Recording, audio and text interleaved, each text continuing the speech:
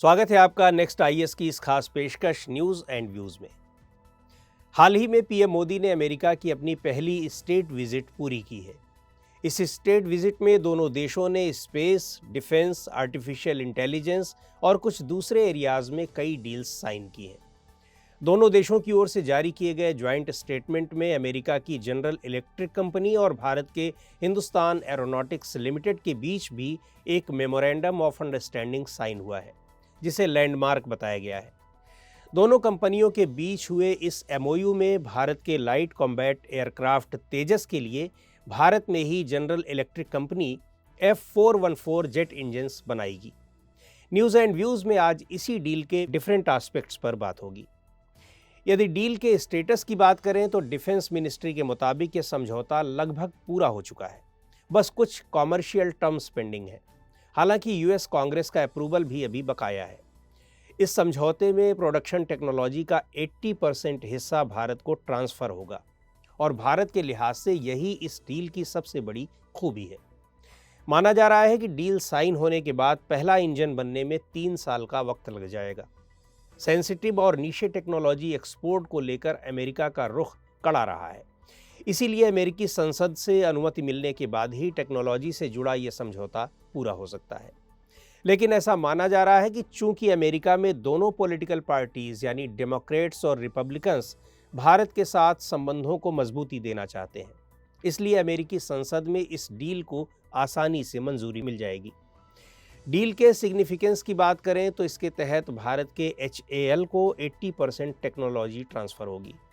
कुछ एक छोटे कलपुर्जों को छोड़ दिया जाए तो पूरा F414 INS-6 इंजन भारत में ही बनाया जाएगा। ये डील भारत में अमेरिका के बढ़ते विश्वास को दर्शाती है।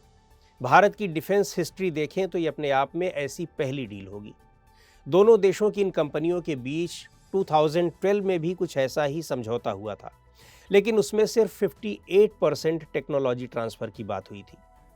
इंजन डेवलपमेंट एग्रीमेंट नाम के उस समझौते में F414 इंजन डेवलपमेंट शामिल था। उस डील से इसकी तुलना की जाए तो निश्चित रूप से ये बहुत आगे की बात है और आने वाले समय में पूरा इंजन ही भारत में बनकर तैयार होने लगेगा। दुनिया के सबसे बड़े और सबसे पुराने डेमोक्रेटिक कंट्रीज के बीच ये deal major high technology cooperation में एक मील का पत्थर है। अमेरिका ने ऐसी डील अभी तक सिर्फ कुछ चुनिंदा देशों के साथ ही की है। भारत की कंपनियों की बात करें तो इस तरह की टेक्नोलॉजी भारतीय कंपनियों के लिए अभी दूर की कौड़ी रही है, लेकिन ये डील इन कंपनियों को एक अपॉर्चुनिटी देगी कि वे अपने आप को समय के हिसाब से अपग्रेड करें। फिलहाल जेट इंजन टेक्नोलॉजी पर कुछ चुनिंदा देशों के प्रॉपर्टी राइट है और मॉडर्न वॉरफेयर में बहुत क्रिटिकल होने के कारण इनकी हिफाजत भी बहुत सख्ती से की जाती है। भारत ने ऐसी टेक्नोलॉजी विकसित करने की दिशा में कुछ प्रयास ज़रूर किए हैं, लेकिन उन्हें सफलता नहीं मिली। मसलन 1989 में कैबिनेट कमेटी ऑन सिक्योरिटी ने कावेरी प्रोजेक्ट पर मंजूरी दी थी। 30 साल में इस प्रोजेक्ट के तहत 9 फुल प्रोटोटाइप इंजन्स और 4 कोर इंजन्स डेवलप किए गए, जिन पर करीब 2035 करोड़ रुपयों का खर्च आया था। और अब बात करते हैं F414 इंजन्स की। इस डील से बनने वाले F414 इंजन्स वास्तव में आज के तेजस के उन्नत वर्जन LCA Mk2 के लिए होंगे। ये तेजस के 5th जनरेशन के लड़ाकू विमानों एडवांस्ड मीडियम कॉम्बैट एयरक्राफ्ट का इनिशियल वर्जन होगा। F414 engine F404 engine family का हिस्सा है। दोनों इंजन्स के पावर की बात करें तो F404 इंजन में 84 kN का थ्रस्ट पैदा होता है, वहीं F414 इंजन में 98 kN का थ्रस्ट पैदा होता है। फिलहाल F414 engine FA-18 super hornet और स्वीडिश ग्रिपेन सहित कई लड़ाकू विमानों में लगा है।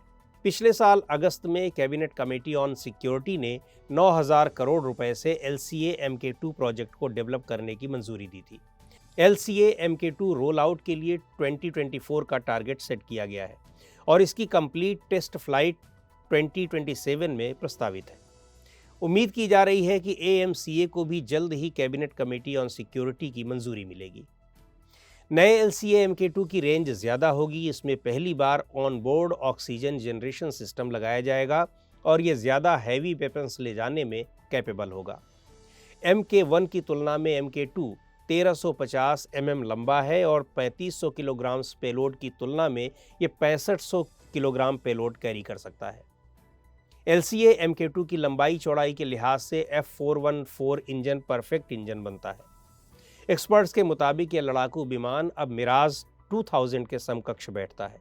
मिराज 2000, जगुआर्स और MiG-29 जैसे लड़ाकू विमान इस डिकेड के अंत से फेज आउट होने शुरू हो जाएंगे।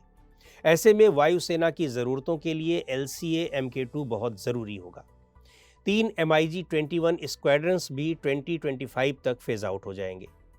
इंडियन एयरफोर्स के पास इस समय सिर्फ 31 फाइटर स्क्वाड्रन हैं, जबकि ज़रूरत 42 की है।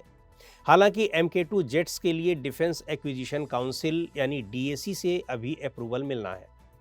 डिफेंस मिनिस्टर इसके प्रमुख होते हैं। माना जा रहा है कि 120 से 130 विमानों के लिए मंजूरी मिल सकती है।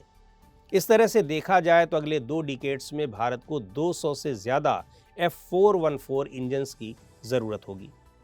तो आज के इस एपिसोड में इतना ही। अगले एपिसोड में फिर मिलेंगे एक नए टॉपिक के साथ। आपको ये प्रोग्राम कैसा लगा कमेंट करके हमें ज़रूर बताएं। आप अपने सुझाव भी हमें भेज सकते हैं।